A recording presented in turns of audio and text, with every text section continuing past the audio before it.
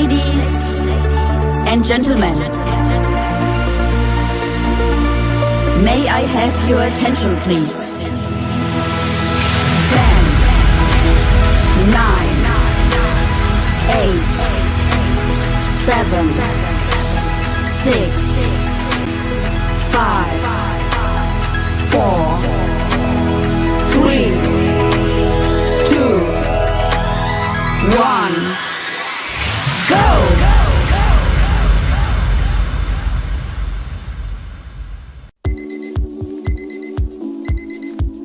Edvest is Africa's leading digital educational platform, which enables administration, communication, finance, teaching, and learning beyond the classroom.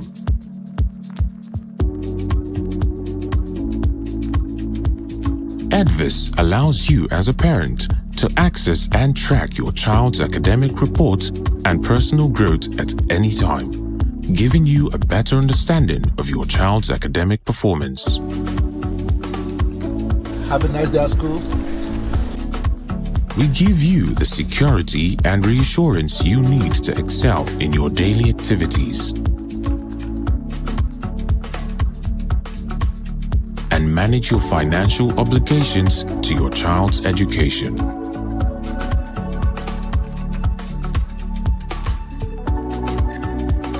Edvest provides an administrative and management system which enhances accountability, teamwork, and growth needed for a thriving organization.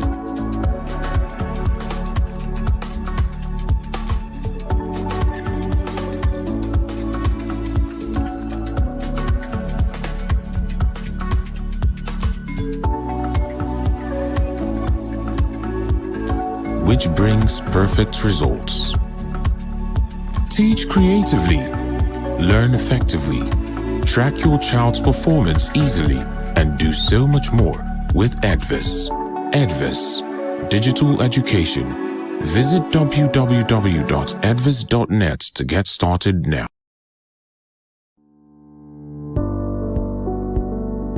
This used to be me. Not anymore. With Edvest, I can oversee and access all my school records from any part of the world. From a single dashboard, I track enrollments, monitor e-learning activities from homework uploaded to video lessons shared, as well as e-notes and CBT. I view payments inflow at a glance, monitor performance, and track attendance. Running a paperless school and reducing operational costs is possible with Edvest. Edvest CBT makes conducting school exams seamless, both online and on the school premises. It gets better. Parents can monitor their children's performance and pay fees. Amazingly, the days of being owed by parents are over. Parents can access school fees loan and you get paid in full. Students have access to assignments, video lessons, e-notes, quizzes, virtual classes, and over 160 math and science simulations. Beyond all this is Edvest's amazing support. It is top-notch. Over 1,300 schools across 10 countries in Africa use and love Edvest today. To see a free demo, log on to www.edvest.net/free demo. Use Edvest today.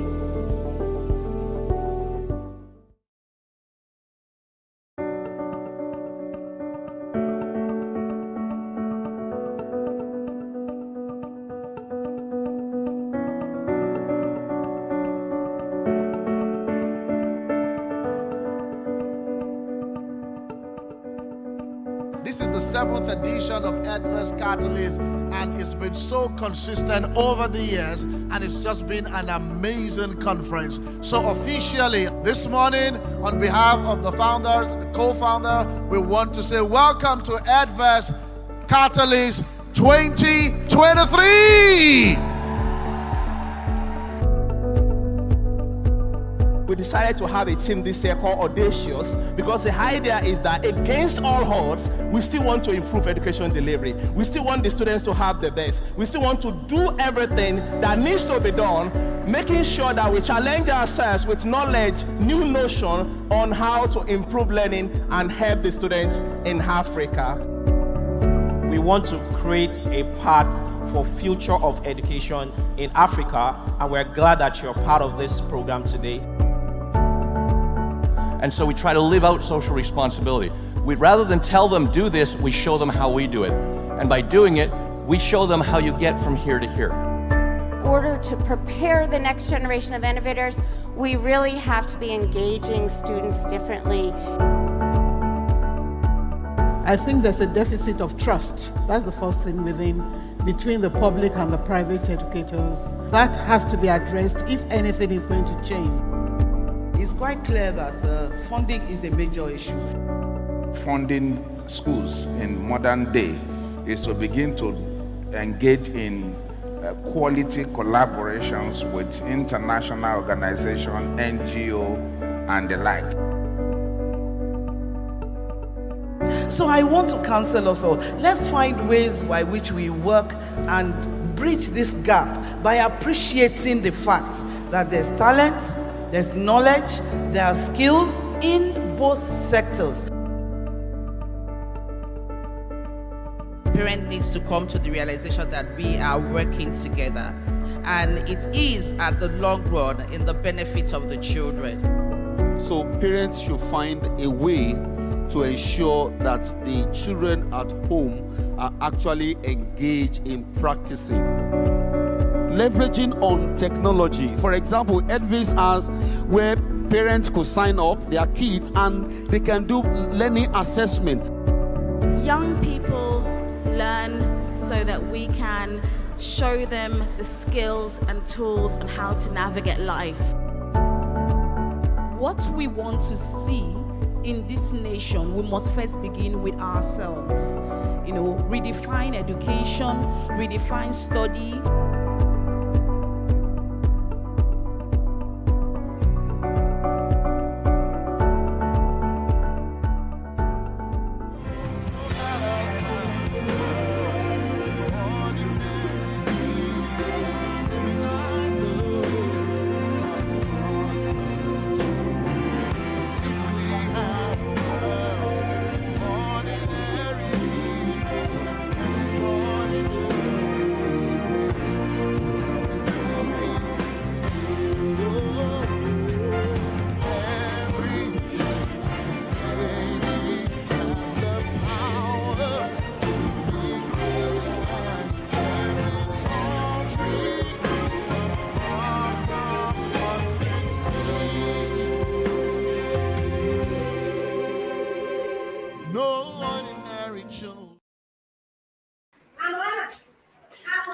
Good morning, everyone. Good morning, great educators, students all over the world. You're welcome to this month's School Growth Academy, where we discuss a lot of trends and discussion on some educational topics and trends in the society. So this month, we will be discussing student advocacy in academic excellence. So before we start today's topic, I want everyone to please introduce yourself wherever you are watching this webinar. Type in your name and your location. Let's take 2 or 3 minutes to do that before I introduce our guest speakers for today.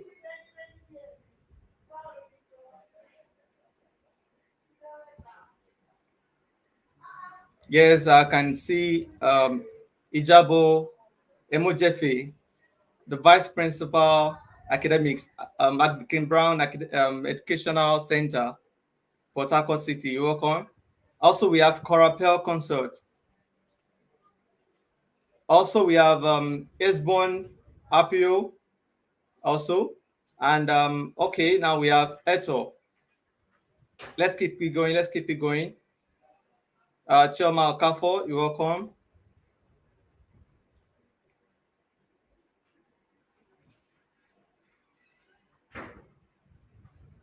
Okay, we also have Blessing Bada from Lagos. Thanks for joining us on this month's webinar. We also have Olaosebikon Olawale from Washington State. We have Aditayo Olukuntoye, the Vice Principal, Atlantic Hall. Also, we have David Mayokun. We also have Uzobayo Ido, Marcos from Abuja, You're welcome.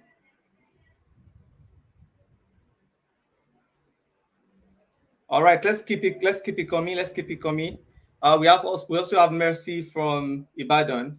We also have Mercy from Ibadan.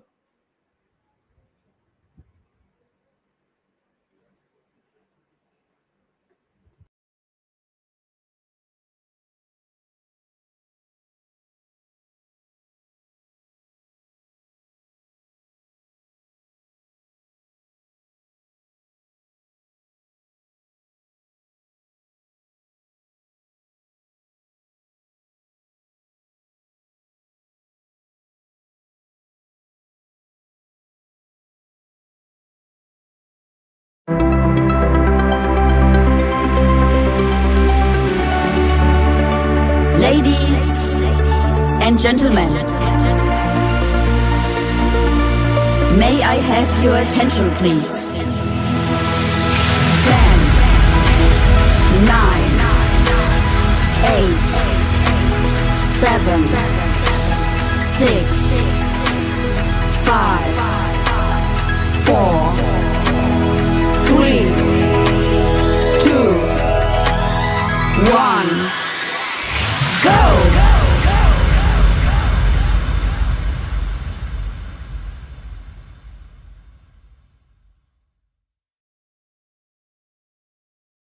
Welcome back.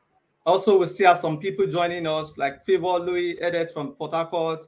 We have Georgia Beauty Palace from Lillian Tom Lagos. We have ID Dynamics from ID Dynamics School. We have Ajibala Israel, and we have Ahmed Yahya from Bauchi. Okay, so now let me introduce our guests. Let me introduce. Can you please bring all our guests, bring them on stage? Morning. Okay, good morning. So we have three wonderful guests, or four wonderful guests, so to say, from different schools across Nigeria. We have someone joining from Abuja, we have some joining from Lagos, and we have some joining from Port Harcourt. So I would like to introduce, I want you guys to introduce yourself. I'll start with Munachi Mbonu. Can you introduce yourself? Good morning, everyone. My name is Munachi Mbono. I'm head girl of Atlantic Hall School, Ekpe in Lagos. Wow. So Munachi Mbonu is the head girl of Atlantic Hall School. And also we have Vanna. Vanna, can you introduce yourself as well and say hi to the audience? Okay, hi, my name is Vanna Durjai and I'm the head girl of Saskan International School in Mitama, Abuja. Okay, all right, so Vanna is joining us from Abuja. And also we have another person in also ready for today, which is today. The name is Telma. Telma is joining us from Port Harcourt. Telma, can you introduce yourself?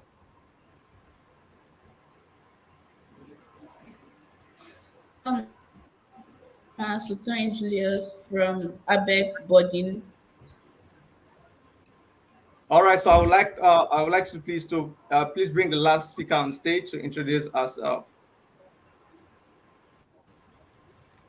morning, All right, everyone. My name is Christine. I'm from Global Schools International College. Okay, welcome on board, Christine from Loveword School, Lagos.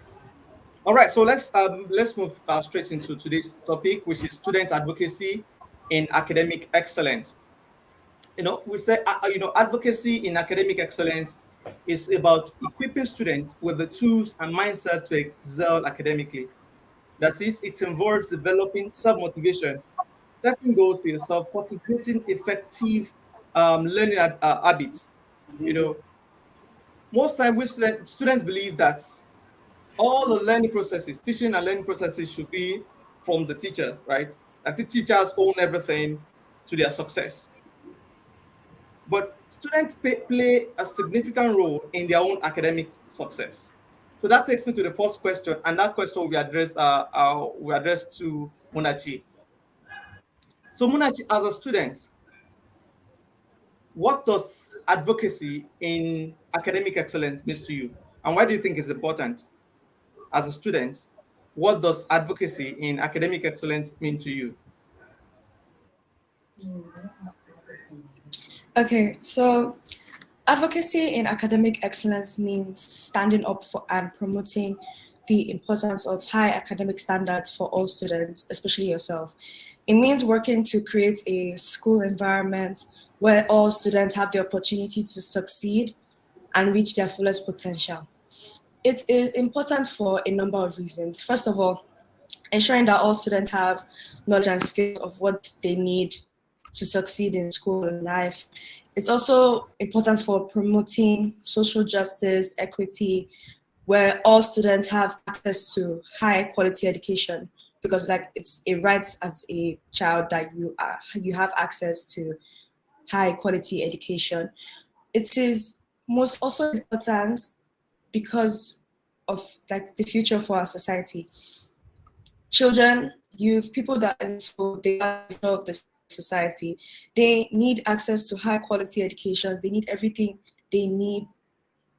They need to gain everything they need to get proper education, and because they are the future of the society and the future relies on them for economic growth, democracy, every other thing. Yeah. Okay, so I think from what you said, you're talking about it is all about as students or as children, we have the right for education, right? Right to education. Yes. Okay, good. So that takes me to the next question, and that question will be addressed to Vanna. All right, so Vanna, when I was explaining, we talked about self-motivation, that is you being able to push yourself. So how can self-motivation play a significant role in your academic journey in order for you to excel in your studies? Well, it is one thing for you to set goals, and it is another thing for you to motivate yourself to achieve them. Self motivation allows a student, personally, let me use myself for example, me, to structure how I want to achieve my academic excellence, to structure how I want to excel academically. Because if you're not motivated, you won't be able to do anything. And again. So self motivation is key if you want to achieve anything because you have put your mind to it and you know the consequences if you don't achieve it. Okay, so okay, I think there are some things I can pinpoint from what you said. Just like you're saying, there's consequences for some of your actions, right? So I believe self-motivation is the key to learning. For you to excel as a student, there's need for you to motivate yourself because you always have lots of distractions, lots of things that want to derail you from studying for your exam for you to excel in your studies. You have games to play, you have movies to watch, right?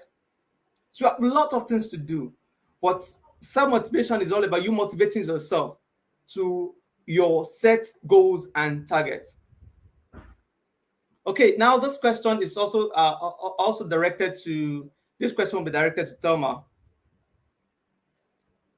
So Thelma, setting goals, we talked about there's priority, right? You pushing yourself, you have a lot of things to do, you have some things you have to push off, from your task. Now, how can time management contribute to your academic success? And what are the techniques you can use to manage your time effectively as a student?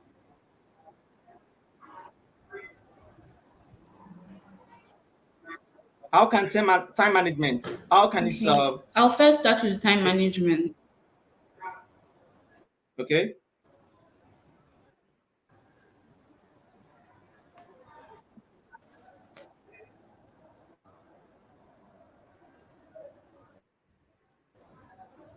All right, Emma.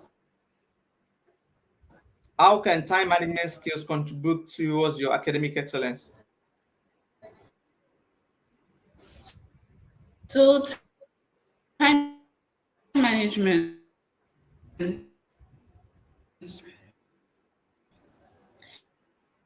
basically I believe so basically me, yeah, personally me, I believe that if you manage your time well, you'll be able to succeed. And how is that possible?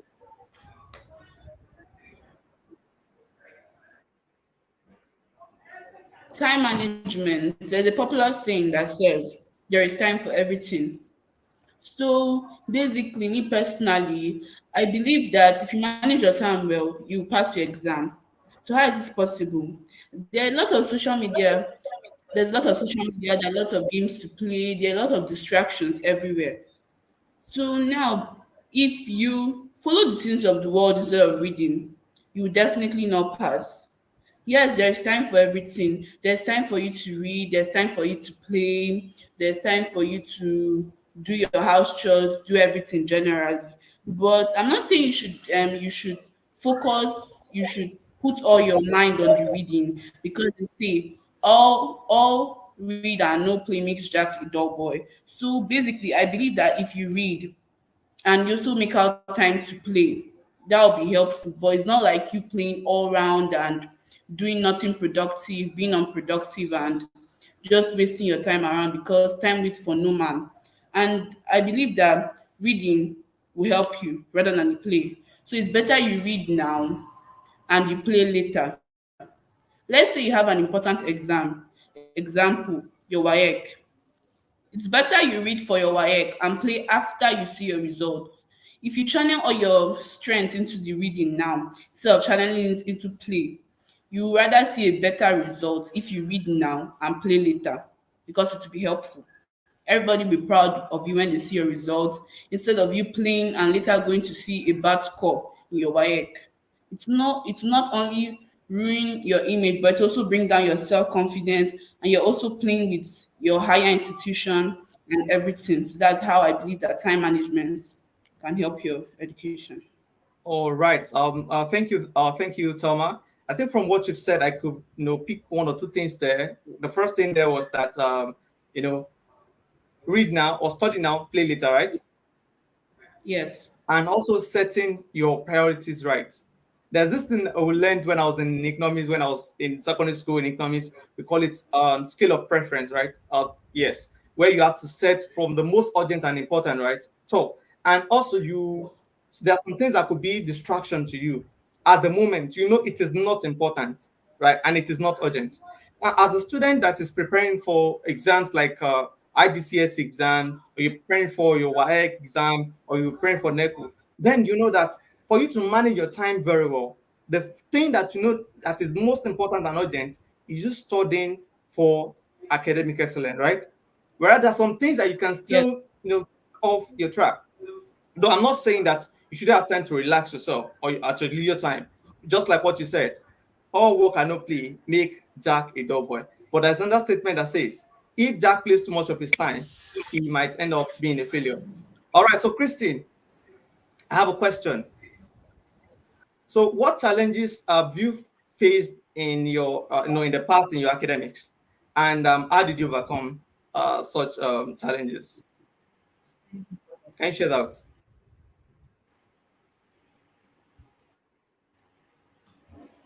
Thank you for this opportunity.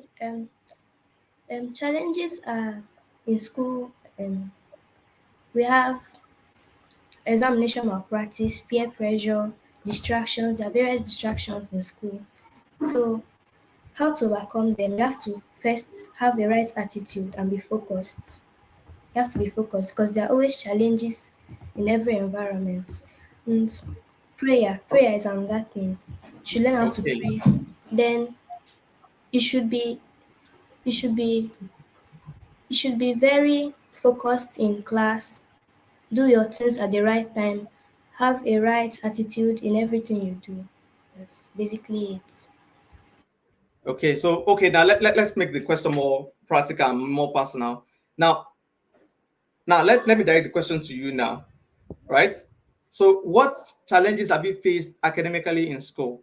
And how did you as a person overcome such a challenge in your academics? Thelma. Oh, sorry, Christine. Um, Christine. um, Peer pressure. Like you Okay. see some children voting against teachers, and sometimes you may feel you are being treated unfairly or you want to revolt also, but you should first know your background and you should have the right attitude.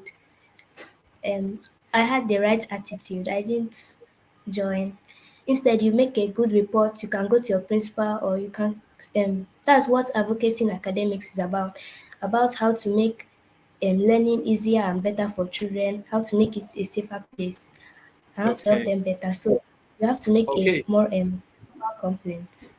Okay. So okay, let me just share my own line of experience when it comes to challenges as when I was in school.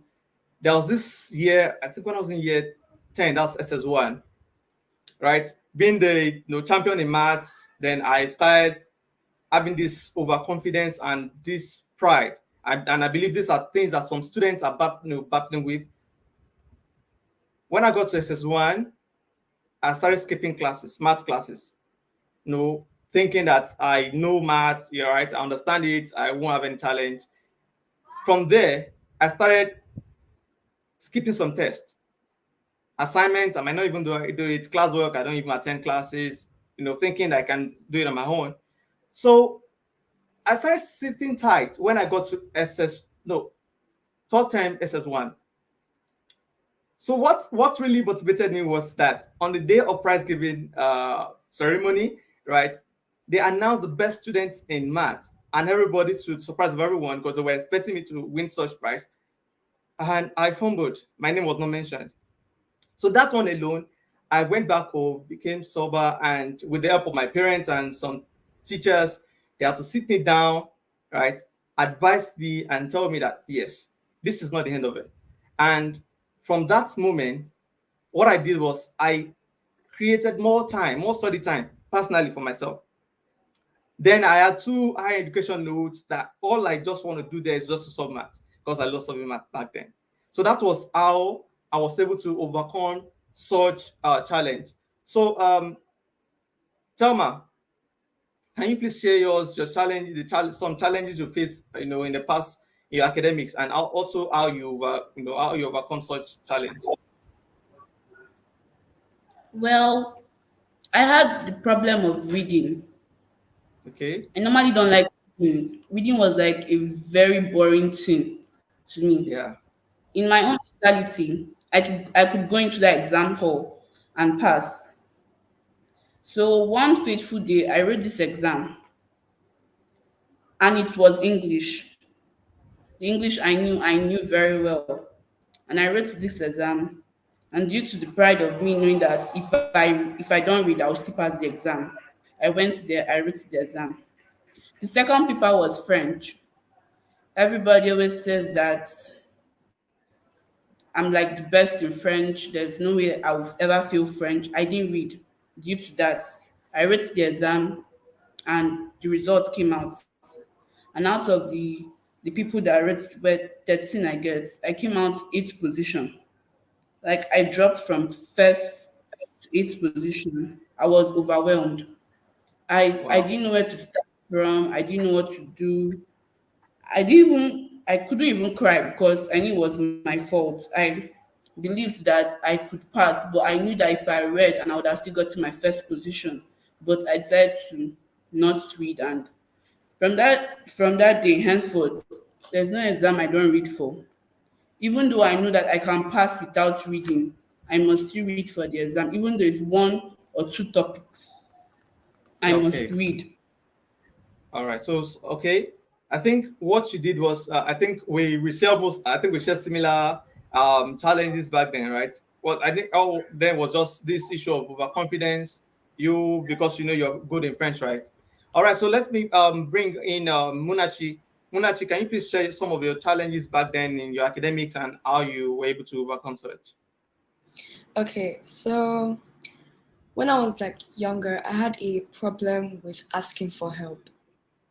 Wow. Like everyone believed that, oh, Mona is a smart girl, she can do this, she's in math set one, she's in English set one, or people in math set one, they're already smart, so they'll get 100%. That was their like idea of everybody there.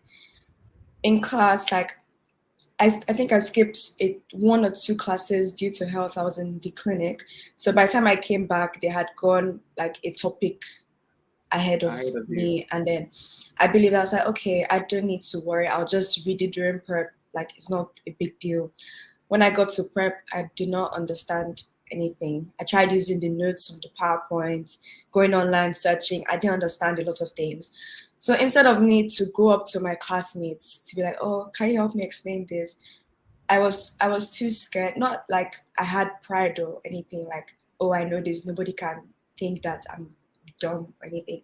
I was just too scared to ask anyone because I didn't want anyone to have the idea of me like not being smart, because I was like, I really wanted to be part of the smart people. Do you understand?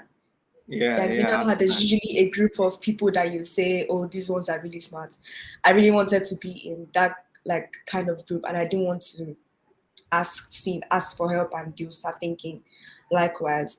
So because of that, the test came and everyone was studying, everyone was reading. I still needed help in that specific topic, but I didn't ask for help. So after the test, it showed in my test results, and I was really sad. I was on the verge of tears because like I knew that I wouldn't have gotten this particular score if so since that day, like I promised myself, like, okay, anything that you need help in, just ask because I can't fail in my exams.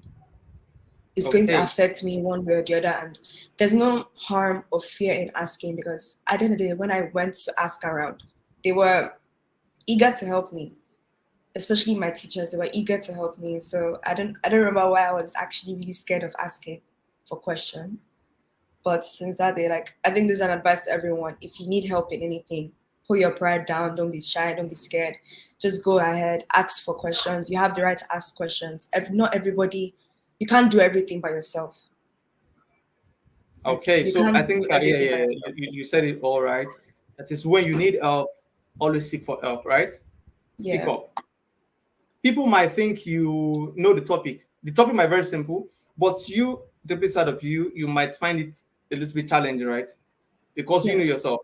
But people are saying the topic as a very simple topic. So we have a comment. Student needs to be careful, right, Nana? When you feel you are in a comfortable lead, complacency, right, set in, and before you realize your place is taken. Things like this happen, and that was what happened to me when I was in SS1. A friend of mine took my place as the best student in math, and then when I got home, I wept bitterly. I was very, very sad because of what happened. All right, so now this takes me what's like she said now takes me to the next question, which is well, you talk about you seeking for help, and this question will be directed to Vanna. So Vanna, how can effective communication with your teacher and with your peers, right, enhance your educational experience and advocacy for academic excellence? That is, when how can effective communication, how can it help you in advocating for academic excellence? Vanna. Okay, it's like what Monachi said, that you should not have confidence that much of very pride to not go and meet your teachers, because when you meet them, you gain knowledge that you have not learnt before. You've gained new ideas that you did not even know that existed before, because sharing knowledge is like this adage that what a young person can see standing on a tree, a old person cannot see when sitting down. So it's like that when you're sharing knowledge with different people of different backgrounds, different characters, and of different experience.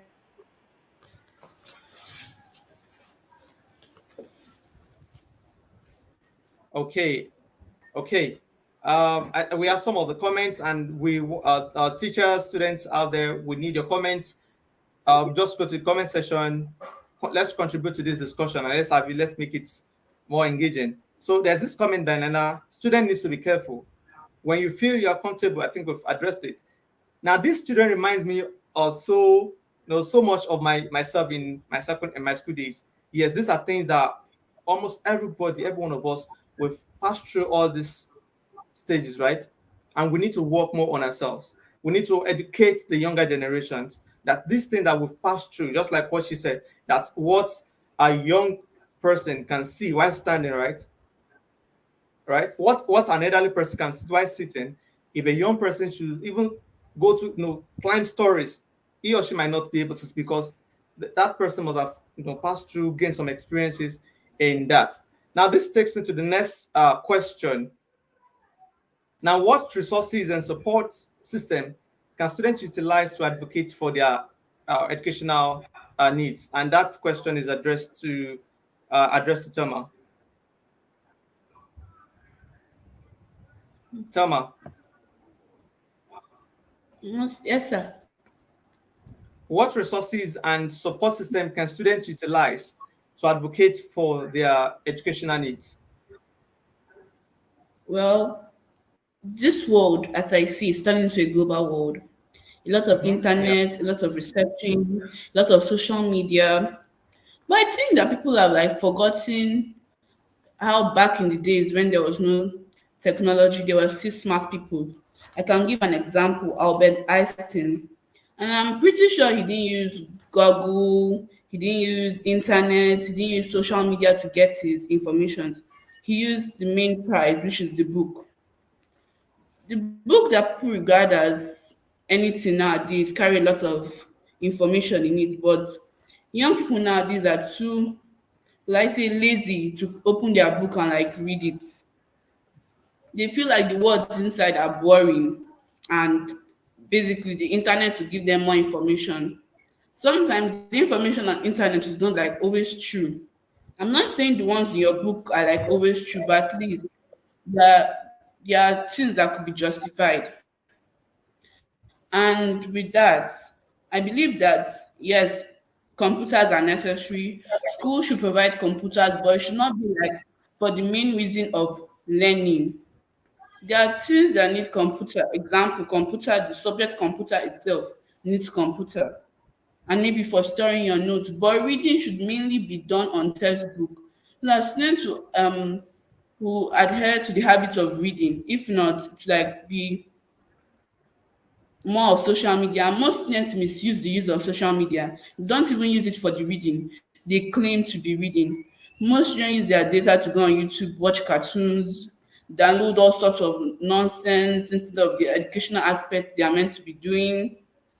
And I believe that if teachers should adhere more to the use of notebooks and textbooks, children will focus more on their reading.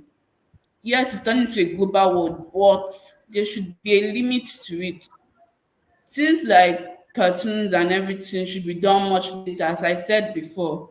Study now and play later. Because imagine you in the next 10 years standing there in your graduation gown, noticing that you don't have a certificate to uphold that you went to school. It will be so disheartening. So I would rather see you read now, drop all social media aside, read your main textbook because it will help you. If it needs social media, then yes, you can Google it, but not doing all things with social media because actually students get addicted to social media and they now have it in mind that without social media they can't succeed, which is a very silly thought of them. Your book will always help you. Furthermore, if you feel like you really need to do something interesting with social media, there are novels to read. There are a lot of interesting storybooks to read that will help you grammatically and morally. Leave social media aside. So that's like one of the helpful things that I know that will help students very well in their All right. education. All right. So thank you, Thelma. We have Favor Louis Edit in the comment section. She said, to manage our time as learners, setting your priorities is the best. Make out a timetable and be intentional about it. Stick to it and follow appropriately. Yes. And also Godi Azan said he agrees with what Thelma said of the idea of reading books. Well done. All right. So we'll be going on a short break now. When we come back, we'll bring in our examiner to also contribute in this topic, which is student advocacy in academic excellence. We'll be right back.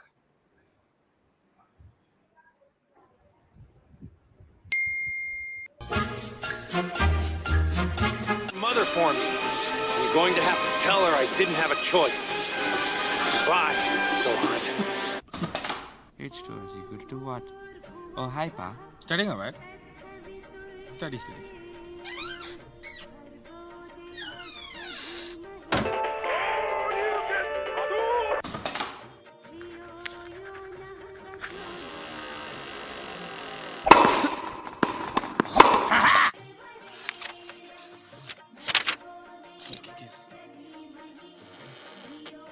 the left, to the go. I knew! Mosquitoes, my son, you're studying.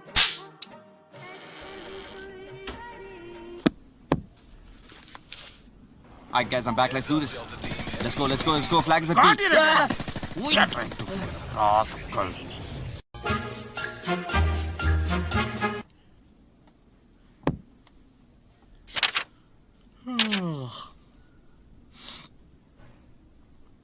5 more minutes is there. Should I study now or 10 o'clock? 10 o'clock.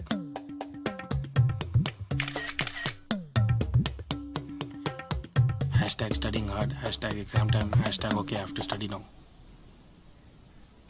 Ayyo, 10:50 now. Should I study at 10:30 or now? 10:30. मालूम मेरा चिच्चा कौन है? चिच्चा? Okay, fine.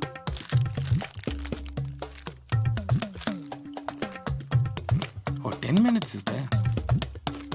What are the ingredients? I never. Oh my god. The back lapus, right lapus, the left.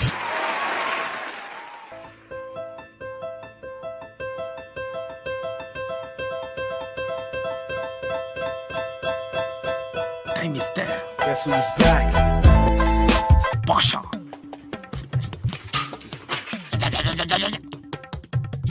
Huh? 5:30, just a miss. Dinesha. I'll just play for 10 minutes. 3 hours later.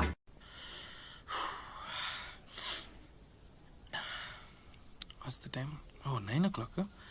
Must be the right time to study. Okay. Gay Lusak's last eats that. Vineet! Huh? Come have dinner! Coming back!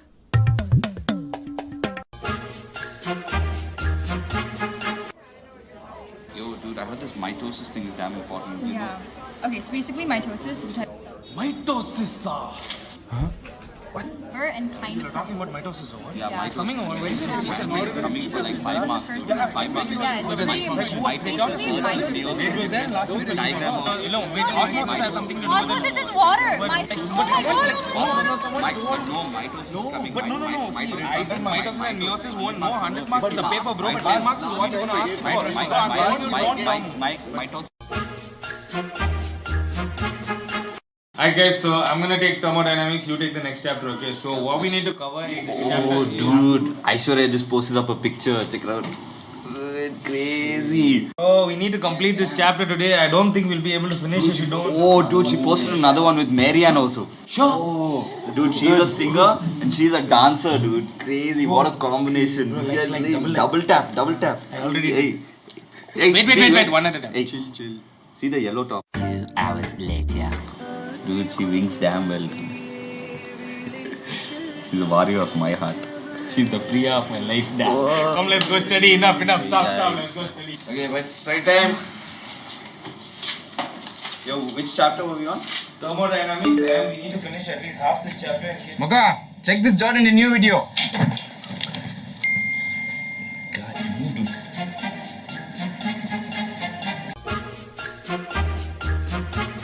Which two countries were involved in 100 Years' War? Tell. India, Pakistan. India, Pakistan. England and Australia. Australia. England and France. Tell. England and France. Tell Newton's third law of motion. Tell. Every what? Resting position. Resting position. Every action. Close your mouth. Don't cry. Every action has what? Don't hit him! You go outside. What is A plus B the whole square? Tell. A to B. A to B. Anand Babu, no dosa I want. Dosa I want. What? Gay Lusak's law says. Gay. What's the capital of Punjab? Stop crying. Tell the capital of Punjab. Delhi. Run. Indian.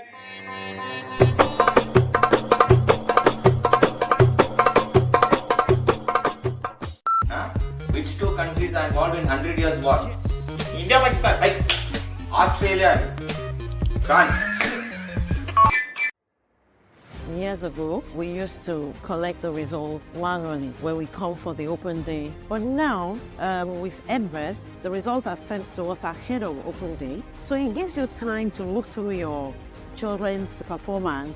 We all know the situation of the country about the security issue. There is an aspect of Edvest that is able to assist in monitoring the attendance of my child in the school. Nobody can come to the school to pick my child without my permission as a result of the tracker that is on Edvest. I remember during the COVID era, my eldest son and his younger brothers had access to the assignment to notes and videos through the Edvest app. Edvest app has a simulation through which, while learning, the children can also play. While playing, they can learn on the platform. I like encourage parents that are not using Edvest to just tap into this beautiful opportunity that we're enjoying in Dancer. This software is carrying some value, which we have probably not even tapped into 1% of it. Join Edvest today and stay informed about your child's academic progress every step of the way. All right, welcome back. Welcome back. So before we bring in our examiner to enlighten us more, I want us to look at some of the comment section, what we have there. There's this question. This question is directed towards Thelma. Thelma, how did you overcome your problem of seeing reading as a boring exercise? We all know reading can be boring at times. Yes. How do you overcome the problem of you seeing reading as a boring exercise? Well, I started this habit of picking subjects I like. Example, French. There's French, there's English, and there's basic science. But basically, there's this one particular subject that I won't say I hate it, but I don't just understand the subject. This subject is mathematics. Everybody has tried teaching me maths. My dad has tried. My maths teacher has tried. I got a lesson teacher on maths. He also tried teaching me maths. Well, upon everything, I normally always get like 12 over 20, 8 over 20. And then this particular day, I decided to like really put in interest, because if you don't have interest for a particular thing, you can never enjoy doing it. So yes, that is one. I started getting interest for reading. So I got interest. And I put all my time into this maths. And shockingly, after I wrote the test the next day, I got 16 over 20 and I was so surprised. Though I knew that 16 over 20 is not like a very good score, but for somebody that has been getting 8 over 20, 7 over 20, 6 over 20 in maths, it was like very overwhelming and I was very happy. I showed everybody my maths test because I was so happy. And that thing is channeling love into what you're doing. Love helps people understand things. Normally, I like reading novels, but books and other things are like very boring to me. So I just put love into the subject. And two, if you don't like the teacher, you won't like the subject. I never liked my math teacher. I never liked the subject. But I started like to see the good part of him. He's funny. His class is normally vibrant, just that his teaching is poor. So I started putting focus into what I was doing. I started liking what I was doing, and due to that, I started improving. I improved. I make sure I read at least a particular topic from a subject every day, and I tried staying ahead of the teacher. If you're ahead of the teacher, you understand better in class, and to be like more of a one-on-one interaction rather than you just learning from the teacher. If you read, you understand better, and if you understand better, it will be easier for you to just be like you're going into class and it's like a revision of what the teacher has taught you, not like you going there and being so surprised of the new things that you're learning. So interest, love, reading earlier, and determination is things that helps me overcome my reading problem. So yes, that's all. Okay, so I think from what you said, everything is all about consistency, right? You being consistent in what you're doing, in studying, right? And also you said something which really moved me a lot, which is you loving the teacher. That is, you can't pass a particular subject if you hate the teacher, right? And I think these are some Yes. of things that as students, these are some of things that we pass through, right? In which we think we hate the teacher, and in the long run, we look at our performances, then our performances, drop a little.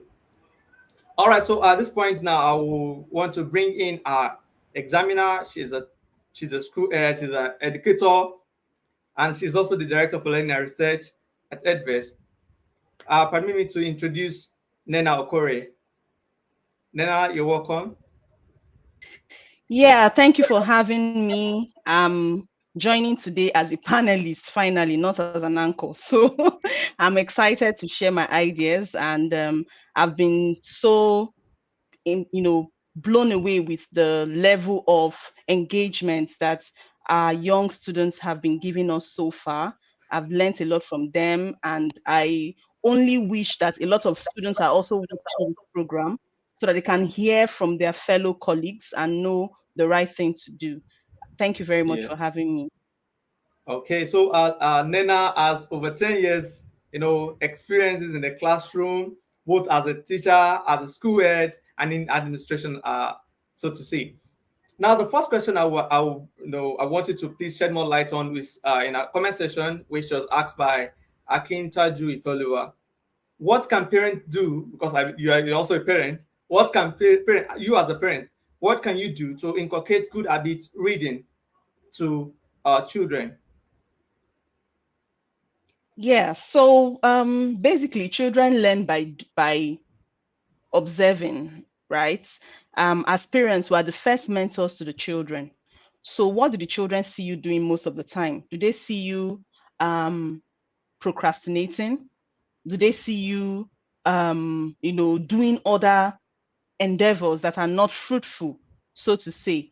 Do they even see you reading? Even as adults, do we even read? You'd be amazed that some adults do not read, maybe because of work or anything. But if it's a habit, if they see you reading, if they see you working all the time, it will become a culture, a family culture, because they would see that it is important for them to also read and work hard like their parents, right? So what do they see you doing? That is the first thing.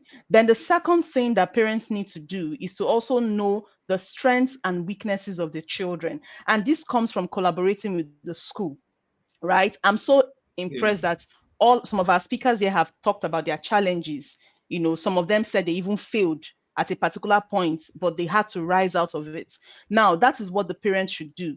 Do you just insult your child when your child comes home with a bad report? Because most times this is what pushes children towards exam malpractice out of fear of being scolded by the parents. Or do you look at what they've gotten and then you go back and see how you can work with your child? Okay, you sit down and set goals, family goals, personal goals with the child, and then also help the child to gain back their confidence in that subject. And how do you do this? You could employ private tutors. You could even use technology to help drive it. Like there are so many online courses now, like what we have in Edvest on PL, where they can go and learn from tutors, from renowned tutors, and also become better at what they do. So as a parent, you should be on top of your game. You should be the major cheerleader of your child so that your child can move towards the success that they have to gain at that point.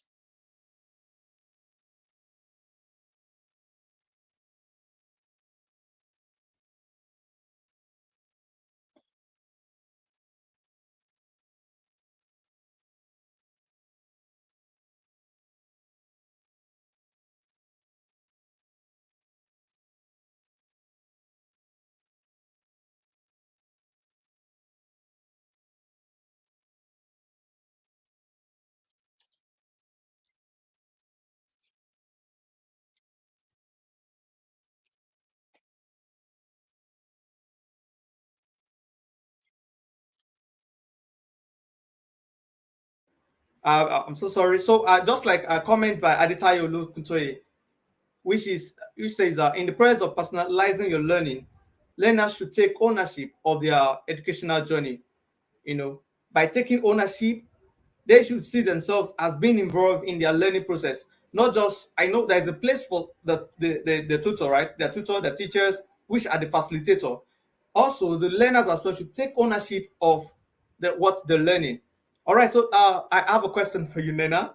So as a tutor, okay, let's say as an examiner or as a school administrator, and yes, as a stakeholder in the educational sector, how can examiners effectively support and promote students' advocacy for academic excellence within the institution?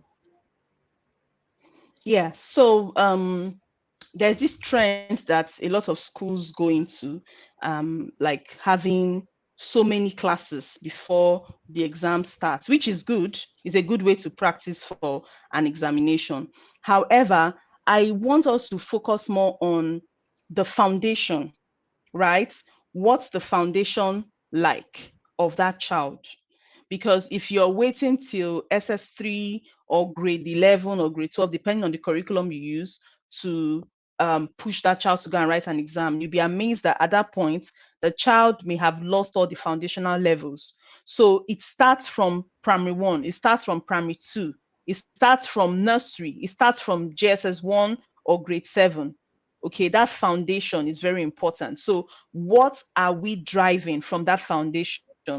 Now, when you're teaching the children, the style of questioning, the style of setting exams, the style of setting tests and assessments should have at least 60% being tilted towards external examinations.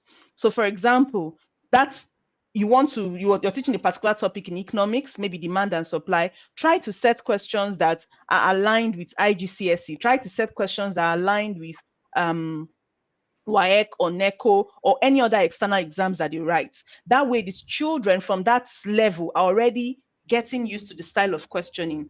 Now, in my years as an examiner, marking scripts for several exam bodies, I've realized that a lot of children have the idea, a lot of students have the idea, but then they don't know how to answer the questions. They don't use the right terminologies. They don't use the right keywords, okay, for that particular question, especially when it has to be an applied question. So that means that there's a disconnect from the way they write the exam and the way they are being taught in class. Basically, you know that this child is smart from what they are writing, but they're not following certain rubrics or certain principles. So it pays for tutors and examiners and teachers to study the various rubrics and assessment rubrics of these exams, and then infuse it into the curriculum, infuse it into their own assessment and learning model, so that when they are teaching these children in the lower classes, in the lower age group, they are able to teach them using that method, right? So that the children will be able to answer the questions appropriately in their exams and gain success. You know, there was a time sometimes you'd hear some students say, but I wrote very well and I had an F. Or I wrote very well, I was expecting an A and I came out with a C, right? And most times they don't get to see these questions. They don't get to see what their errors are when they write external exams. So the only time to help them know where their errors may likely be, is when you are practicing with them and when you are building that foundational level with them. Remember, we're not just teaching them to pass exams, but you still need to at least base 60% of your assessments on the rubrics that have been set in these external examinations, right? And then the students will have gotten used to those rubrics and it will make them pass their examinations very well in flying colors. Yeah. All right. Thank you, Nena. Thank you. I think, from what you've said, I think these are some of the things that we need to implore most of school owners, teachers, school heads. They should look into their questioning and teaching style. Most times we set questions and most of the questions, because we want the students, I want us to be appreciated as teachers, that, okay, in my subject, right, a particular class, most of my students, they had a class average of 90%. Then we set questions that are substandard. And, a little bit of passion, then pushing them a little. Now, when they get to the examination hall for external examination like IGCSE or WAEC, and they're used to use certain just any questions for them, which are not even which are not aligning with the examination they're preparing for. Now, I think these are one of the major challenges most students also face as well, which also reduce academic performance. All right, so Nena, I have this other question. Now, what role does technology, we believe right now we are in a technology age, digital, everything is digitalized. So what role does technology play in empowering students to advocate for their academic success? And how can tutors and examiners leverage technology tools and platforms to support this cause? How can teachers, school head, administrators, how can they leverage on technology, digital tools and platforms like PL to support this cause? Yes. So technology, one of the students said that a lot of children are getting distracted with technology and they're not reading anymore, and print media is the best. Well, it's an opinion, right? But the truth of the matter is that in the near future, when you start working, you might not need any print media. I can't remember when last I wrote in a book, because basically I use the computer for my work. I do a lot of meetings on the computer. I type my reports. I type my research paper. Whatever I want to do, I do it on the computer, right? So it's a good thing for us to start having this conversation about what exactly should you use technology to do. That's the most important thing. There are lots of distractions. And if you even want to talk about printed media, I remember when I was in secondary school, we had books like Ikebe Super, we had Mills and Boons, we had Harlequin. I don't know if any adults is here and they read those books, but they were quite a lot. There was a lot of distraction in our own time as well. So whatever the students are facing now is not new. We also had our own distractions. We had boys who were going to play game, instead of going to school, they would skip school and then go play games. So the most important thing is the value system. That's what we should talk about. The value system before we even start using technology.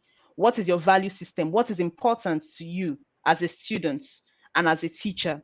So if you need to use technology, you need to use it for the right things, because there are lots, millions of opportunities to grow and excel using technology, right? Technology makes you smarter.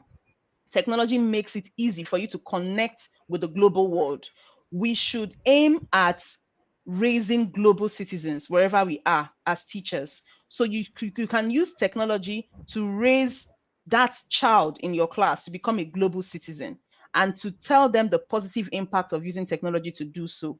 I know of students or schools that form research groups and learning groups with other students from outside the country, right?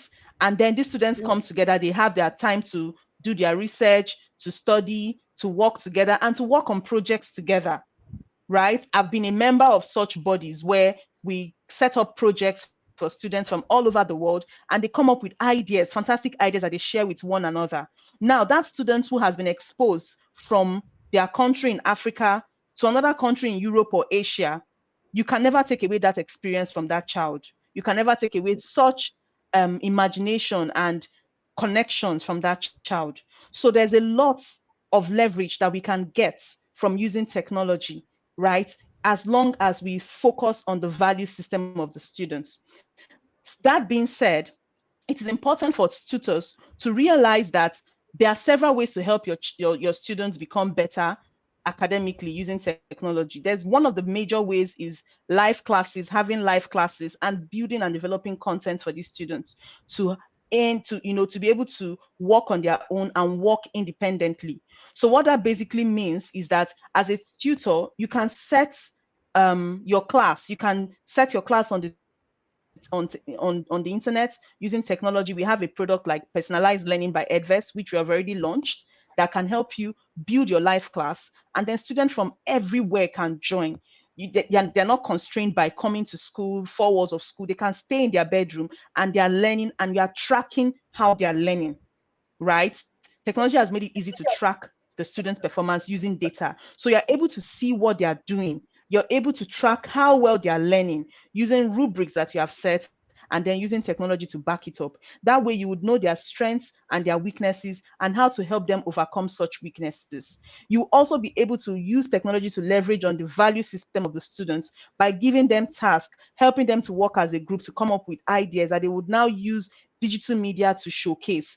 Digital media such as videos, such as pictures, such as oral disposition where they can talk about it. And then just like what we are doing now, we're using technology to spread the word about academic excellence, right? So there are so many ways that tutors and students can leverage on technology, and they only just have to work on the value system and open up their minds to accept it and learn from one another. Thank you. All right. So thank you, Nena. Thank you. So let's go to our comment section to see some of the comments that we have here. We have by Georgia Beauty says students should be encouraged to devote at least an hour daily on their own practicing past questions way before the exam period. Now, if you look at the video we watched when we went on a break, we have these are a series of students. We have the 11th hour students. That is 5 minutes to exam. That is when they bring out their notes to read and start preparing for. These are things that I believe one or two people in the audience. These are things that we pass through when while growing up, which we believe that we could have done better. Preparing ourselves before the class. That is reading ahead. Just I think Tema said something like, "You can read ahead of the class." Preparing yourself before the exam day. These are things that could also help us. Also, we have another comment that says that we as teachers need to revisit how we set questions to comply with the expectations of external examining bodies. You can't be setting questions like a one-word answer, and the examination they are preparing for needs them to be able to they want to see their creative writing skills. And what you do as a teacher is setting substandard questions. And also, Favor Lou Edet said something. I said, teachers must be ready to learn to be able to impart the right practice. You have to learn, and you have to relearn as a teacher, because learning or teaching learning is a lifelong process. It's a continuous thing. And we need to keep learning and keep improving ourselves because of the latest discovery and what we have. Femi Lunge said, he said he agreed with what Nena said, that there are distractions back then, and value system is the key. Value system is the key. We must let the student know that this is what they need to do, and teachers must be prepared, just like Joy Ada said, that teachers must prepare well for their classes and should also have mastery of the subject matter, because you can't give what you don't have. You can only give what you have inside of you.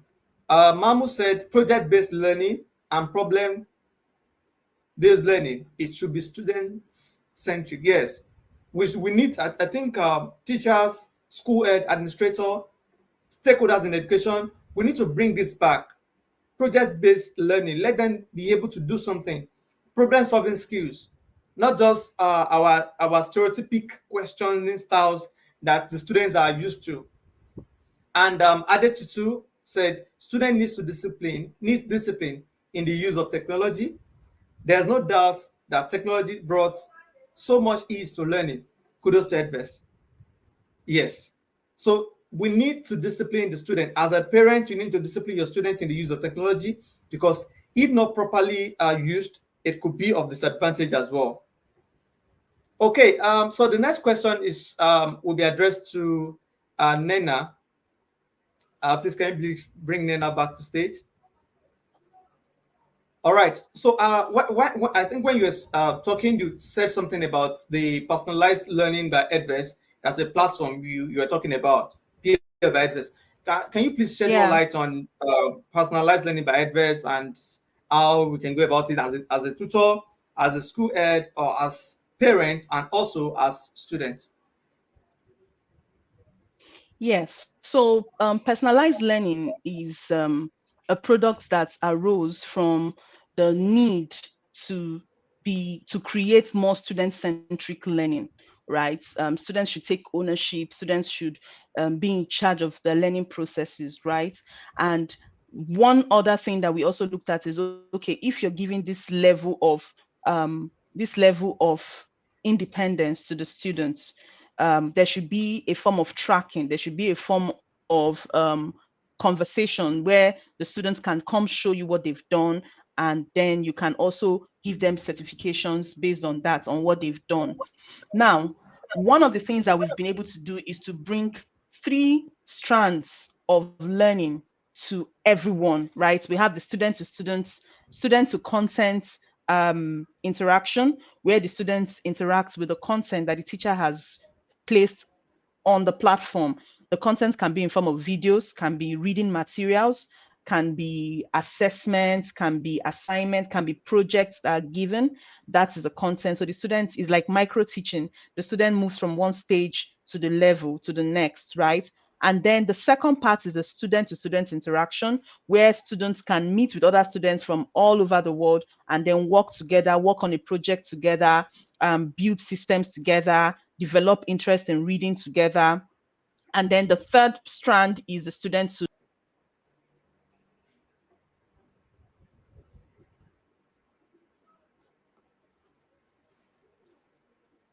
Okay, I think the apologies for that. So I think what she's just talking about is some of the. I All think right, she's I'm back. Can you hear me? Yes, Yes, we can hear you. sorry. So the third strand, like I said, I know I mentioned the first strand, student to content interaction, where the student interacts with the content, and then they can learn in form of video materials, audio materials, project materials, different things that they can work on. And then the student to student interaction, where the students work as a team, they work together, build projects together, develop interest in reading together. And then the third strand is student to teacher interaction, where the teacher can have live classes with the students and put them in breakout rooms, have breakout sessions with them where they can learn together. So we've been able to use technology to build this set of experiences for all the stakeholders so that we can move the students in their zone of proximal development and move them from one stage of learning to the next stage of learning while they are still maintaining their level of independence, while they are still maintaining their level of discipline, while they are still maintaining their level of self-motivation at the same time. So it's a very robust platform, and we look forward to a lot of institutions, students coming on board to be a part of it. And also we want to see more. We don't just want to see academic pursuits. PL is not just for academic pursuits, it's for skill acquisition, it's for professional development, that's for even institutions, banks, oil companies. This is like a melting pot for all industries to come in and see how we can build education together. So if there's a need to raise a skill, like you hear some people say that graduates are not employable, and I marvel because you haven't given them the opportunity to show that they're employable. So how about having a skill acquisition scheme based on what you need in your company on PL, for students to come in and learn and get those skills that you are looking for instead of going outside Africa to look for those skills, right? How about companies coming in to say, okay, we noticed this in our last recruitment exercise and we see that it is a challenge or is a gap in our educational sector. Let us bring it in, into our organization, create a course, and then share it on the peer platform or the technological platform that you want to use, and let students learn. Let students come in, and not just students. When I mean students, I'm not talking about just K-12. I'm also talking about adults as students. I am a learner. I'm a lifelong learner, right? So that is what PL is trying to achieve: lifelong learning. Okay, I think that was what I intend asking about. Okay, is it just limited to K-12 schools, or you? I think you're able to clarify that. Now, the next question I will ask will still be on that peer by Edvest as well. You talked about student to student interaction, student to content, and now the next question will be that there's this three groups of learners. We have the visual learners, the auditory, and the kinesthetic learners. Now, does peer by Edvest answer the question of all these forms of learners?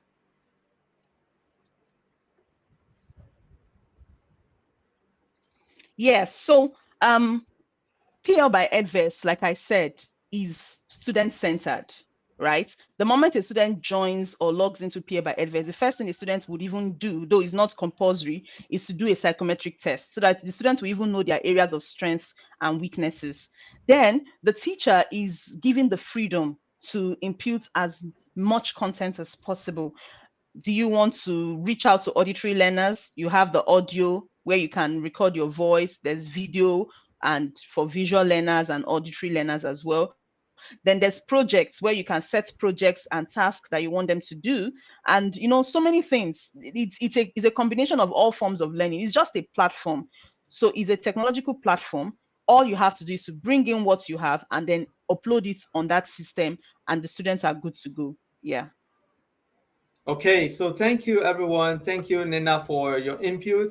So let's just go straight to some of our comment section to see some of what's contributions of some of our audience. Thank you so much.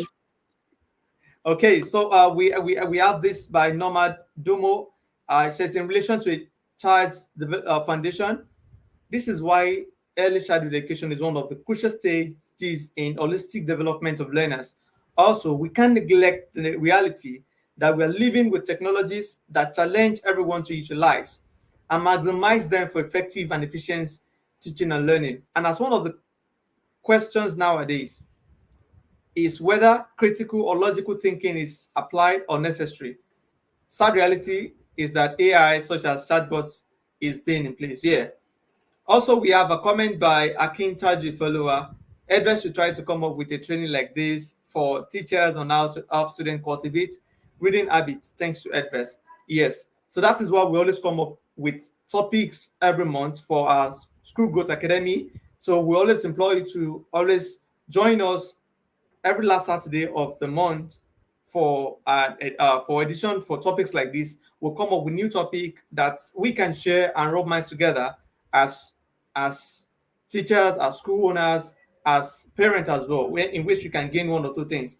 Also, learning must keep up with developing all skills.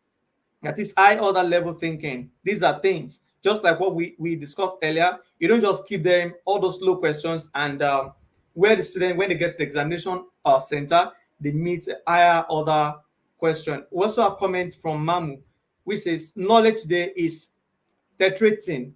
You can't be a cake. Yes, we need to move as learning as time moves as well. Also, we have from Ude Nana, which says teachers must be open-minded to also learn from the learners during the teaching and learning process. Yes, as teachers, we should be open to our learners. I remember there was a time I was teaching a particular concept in math, a percentage increase, and all I do is find the percentage and you add it to the actual number. Well, a student just raise their hand and just like, sir, why can't we add the percentage? If we are increasing by 25%, why can't we add it to 100% and just find 125%? And that's very simple. And it's a one-way traffic and it's very easy. So as a tutor, as a teacher, you should be open-minded with your learners. You should be open to learning. Also, Fumi Badebo says, I concur to the fact that student needs to be exposed to past questions. And at the same time, they should be more exposed to critical thinking questions that will encourage critical writing. All right, so now we're moving towards the of this session for this month. So I would like I would love if we can bring all our speakers back to stage, and just in one word or one statement, Thelma, what can you say, right? Just a take home for parents, for teachers, for school owners, and for students joining to this program on student advocacy in academic excellence. Okay, well, first it's parents. I think that you should not always blame your children. If fault is coming from, might be from the school, might be from them, it might be that they are not learning well, or something is actually happening. And for teachers, making your classes interesting is also one of the things that can help. Because some classes are very boring. You go into the class and it's dull, and most students might even be sleeping. in the class, and you won't even know, you as a teacher won't know. Try making your class more lively, and to other students out there. If you have a problem, it's advisable that you speak up. Maybe not directly to the teacher because it might seem as an insult to the teacher. You can maybe go to your principal or drop it in the suggestion box, just like speak up because you have freedom of speech. It is your right. You can speak up, adhere to anybody close to you, just speak up, tell them what is going on, why you're not understanding the topic, or you might even talk to your guardian or your parents. Just tell somebody. Trust me, easing the stress from your heart. But if you bottle it up, it's like to push you down and you feel more stressed. And I know education can be very stressful, but trust me, it is worth it at the end of the day. It is worth it. Just know what you're there for, why you're going to school. Leave peer pressure aside. Yes, peer pressure will come in, but try to push it aside. You're yourself, be true to yourself, make your parents proud, go to school and come out successful. That's all. Okay, thank you, Tama. From what Tama said, Tama was like, as teachers, make your class more interesting so that students will enjoy coming to your class to learn. And also, another take home from what she said is that student needs to start speaking up, right? You speak up. All right, so over to you, Vanna. So, Vanna, what do you have for our audience, the teachers, students, parents, or school head that joined today's program? Um, Parents could be more encouraging to their children, especially when they get grades that are below expectation. Like, for example, Okay. when I get a grade below expectation, my parents try to encourage me to that you can do better, this is not your best, you can do better, all those things. And you could also help expose your child to various learning mechanisms that could help them because everybody has a style of learning. For teachers could help with having the perspective to try to understand where the child is coming from with their question and not be in that type of intimidating way where the child feels like if they don't get this, if they don't understand the topic now, they cannot come and meet you because you may have this type of maybe hard attitude that students may not really be nice to talk to you and all those things. So teachers should Okay. have that type of accommodating attitude for students and all types of students, whether they're not very good intelligently, not very good in that, but they are still having the mindset to still come and talk to you because you have that accommodating spirit and energy to them. And as Okay. for So I think students, okay. sorry, as for students, students should also have that understanding that you don't know everything and you should come and meet others for help and not having that type of pride that they understand what they're doing and that school will never help them anyway. Students should have a good attitude towards learning because your attitude towards learning is everything. Okay, so I think from what Vanna said, she talked about students should have good attitude towards learning, and also to parents out there, she said that we need to encourage our learners irrespective of their grades, and we should stop this using of derogatory words, right? On them when their performance when they have the performance which is below par, and also to our teachers we need to be more approachable, right? We need to be more approachable. That is when you have teachers that are approachable, student tends to go to them when they have challenge with any particular concept. All right, so to you, Kristen, yeah, what do you have for take home for parents, teachers, students, or school head? Um, I think students should be focused in doing their work. They should be more focused in their schoolwork. They should be um, happy to learn and to have a right attitude in learning. They should listen in class. Then parents should be encouraging to their children's work. They should have concern for their children in academics. And teachers should be nicer in teaching. Um, they should show concern for every student. They shouldn't just overlook something students do. Maybe sometimes they Oh may be yes. hurting, they will not have anything to say, but every child has capability of being something. So teachers should put more effort in teaching. Thank you. Okay. Yes, yes. I think I agree with what Kristen said, that we have this issue of the teachers overlooking some we have teachers overlooking some students in class, right? Maybe due to the fact that they know that these ones are not there, right? They're below average students. And most times these are one of the problems we face in education, whereby teachers focus more on the high flying students, neglecting the ones the upcoming ones. So from what Fena said, teachers out there, let's bring all our students, let's see them as one, and don't focus more of your attention, most of your attention on the high flying ones, neglecting others. Okay, and over to Munachi. What's a take home Okay, for parents? Yeah, take for us. for students to advocate for academic excellence, first of all, try to strive in achieving your own academic goals. The best way to advocate for academic excellence is to set a good example and to show other people, show other students that it is possible to achieve these goals. Help other students succeed. If you know you are good in this aspect of learning, you see other people struggling, like feel the urge to help other people, because some people, like how I was before, they don't have the courage to speak up for themselves. So please, you can tutor them, help them with their homework, offer support and encouragement. Then speak out in favor of academic excellence. Talk to your teachers, talk to your administrators. If you feel like this way of learning can be improved in this way or not, don't don't keep it yourself, speak out, because everyone will benefit from that. And for parents, teachers, please try to create programs that support academic excellence, or volunteer your time, your money or something to organizations that help improve the quality of education for all students. At the end of the day, advocacy in academic excellence is important for everyone, for all students, regardless of their background or circumstances. By working together, we can create a school environment where all students have the opportunity to succeed and reach potential. Thank you. Okay, so thank you, students.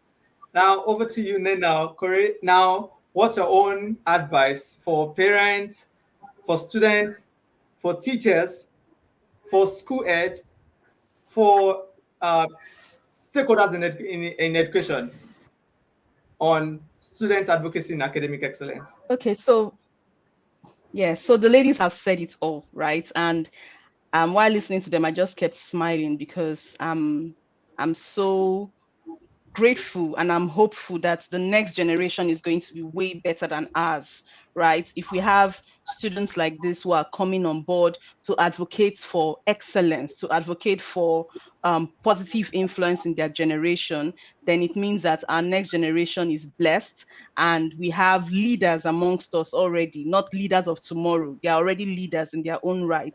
So the only take home I would have to give to all of us here as stakeholders in education is that we just need to allow these students to keep speaking up. We need to listen to them. We need to, know what their needs are and come up with ways to help them, right? And we also need to let go of those traditional values that can impede upon development in our world, right? Not every tradition is bad, but there are some things that we do that we know and impede upon the progress of these children. So let's allow them to shine. Let's allow them to come up with ideas that we can showcase. And at the end of the day, technology is also there to drive whatever changes we make. Education is dynamic. It's not something that is static. So as changes are being made, let us as educators keep learning new methods, new ways to channel our energy to help these students achieve excellence. Because when they achieve excellence, it means that it will permeate into every other thing that they do in life aside academics. Thank you very much, young ladies. I'm so proud of you all. And thank you for having us here, Edvest. Thank you. All right, so thank you, everyone. Thank you, Telma. Thank you, Vanna, Christine, and Munachi. We hope that when next we call on you guys to join us on a webinar like this, we believe you guys will always listen and be ready for us. All right, that's it for this month's School Growth Academy, which is on student advocacy in academic excellence. See you and join us next month for another exciting edition of our School Growth Academy. On this note, we're signing out for this month's STA webinar. Bye. Bye, everyone. Bye. Years ago, we used to collect the results manually when we come for the open day. But now, with Edvest, the results are sent to us ahead of open day. So it gives you time to look through your children's performance. We all know the situation of the country about the security issue. There is an aspect of Edvest that is able to assist in monitoring the attendance of my child in the school. Nobody can come to the school to pick my child without my permission as a result of the tracker that is on Edvest. I remember during the COVID era, my eldest son and his younger brothers had access to the assignment to notes and videos through the Edvest app. Edvest app has a simulation through which, while learning, the children can also play. While playing, they can learn on the platform. I like encourage parents that are not using Edvest to just tap into this beautiful opportunity that we're enjoying in Dancehall. This software is carrying some value, which we have probably not even tapped into 1% of it. Join Edvest today and stay informed about your child's academic progress every step of the way. Edvest is Africa's leading digital educational platform, which enables administration, communication, finance, teaching, and learning beyond the classroom.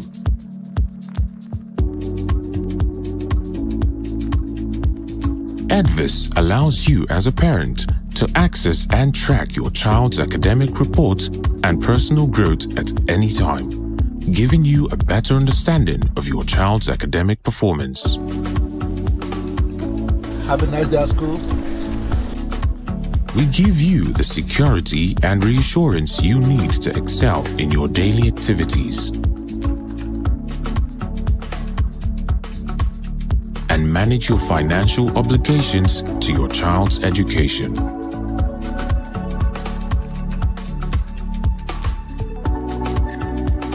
Edvest provides an administrative and management system which enhances accountability, teamwork, and growth needed for a thriving organization.